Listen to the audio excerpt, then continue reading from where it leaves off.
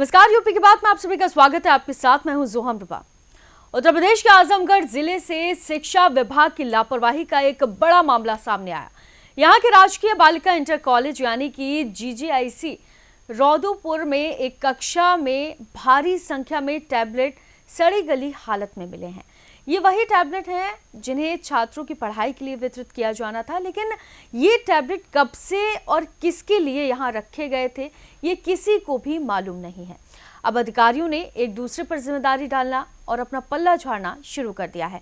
आप देखिए हमारी ये रिपोर्ट। ये तस्वीरें हैं आजमगढ़ के राजकीय बालिका इंटर कॉलेज रैदोपुर की, जहां एक बंद पड़ी कक्षा में दर्जनों टैबलेट सड़ते हुए मिले। वीडियो वायरल होने के बाद शिक्षा विभाग में हड़कंप मच गया। सवाल यह है कि आखिर ये टैबलेट कब से यहां पड़े थे और इन्हें छात्राओं को क्यों नहीं बांटा गया। वायरल वीडियो में दिख रहे टैबलेट खराब हो चुके हैं। बताया जा रहा है कि ये टैबलेट वितरण के लिए रखे गए थे, लेकिन समय पर वितरित न होने से अब ये कबाड़ बन चुके हैं। मामले पर जिला विद्यालय निरीक्षक उपेंद्र कुमार ने कड़ी कार्रवाई की बात कही।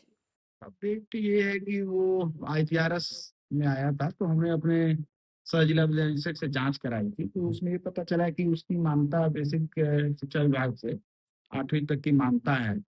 और उसमें जो है 9, 10, 11, 12 कक्षाएं चलाई जा रही। तो तत्काल उस समय जो रिपोर्ट प्राप्त कराया गया सह जिला विद्यालय निरीक्षक, विद्यालय को तत्काल प्रभाव से जो है पुलिस फोर्स के माध्यम से बंद कर दिया गया। सर फिर वो स्कूल अब अपग्रेड हो गया, वो फिर चल रहा है, अब बेसमेंट में चल रहा है सर।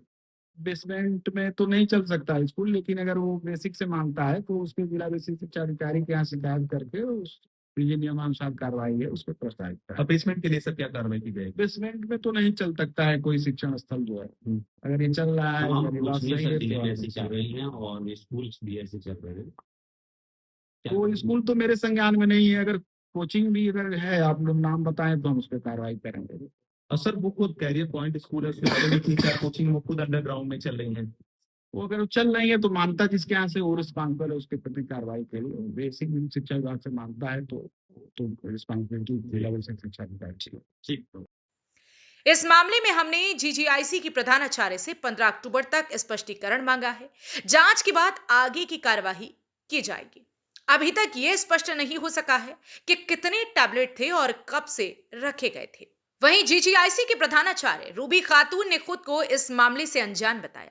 उनका कहना है कि यह टैबलेट कब और किसके लिए रखे गए थे, इसकी जानकारी उन्हें भी नहीं है। उसके बारे में तो सबसे पहले मैं कहूंगी कि हम लोग को ये जानकारी नहीं थी। विद्यालय स्टाफ को भी इसके बारे में जानकारी नहीं थी कि वहाँ पे क्या रखा हुआ है। हुआ क्या कि बीसीएस परीक्षा के लिए आयोग के निर्देशानुसार साफ सफाई करानी है और कैंडिडेट्स के जो सामान होते हैं उसे निःशुल्क रखा जाना है। आयोग के पर्यवेक्षक एक दिन पूर्व आए थे, यहाँ का पर्यवेक्षण किया उन्होंने और उन्होंने हमें इस तरह की सलाह दी कि यहाँ पे आप जो है अगर बच्चों के कैंडिडेट्स के सामान वामान रखाएंगे तो ये उचित रहेगा जगह। तो इसके मद्देनजर हमने उस जगह को खुलवाया और उसके बाद हमने देखा वहाँ बहुत सारे निष्प्रयोज्य सामान रखे हुए हैं। उन निष्प्रयोज्य सामानों को हमारी विद्यालय की एक कमेटी होती है, उस कमेटी के बैठक के दौरान हमने ये तय किया कि उसको जो है न हो तो वहां से हटा करके किसी दूसरे जगह रखवा दिया जाए।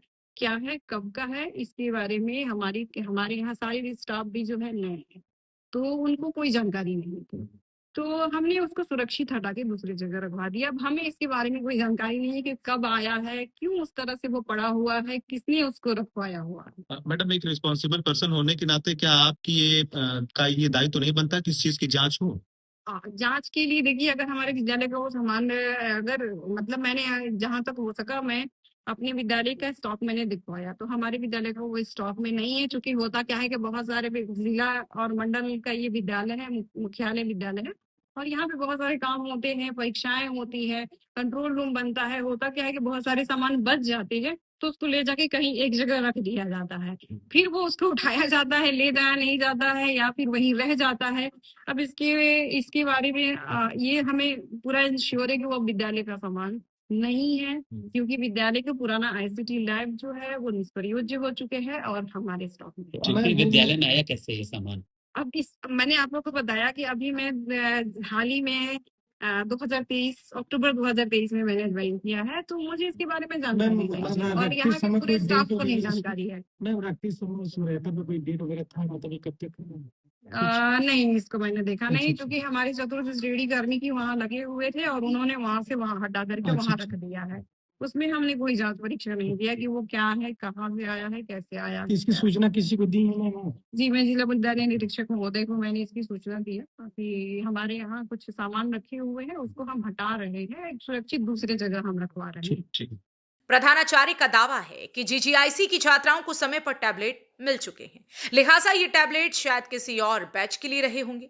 फिलहाल शिक्षा विभाग जांच की बात कर रहा है, लेकिन इस लापरवाही की कीमत छात्रों की पढ़ाई को चुकानी पड़ी है।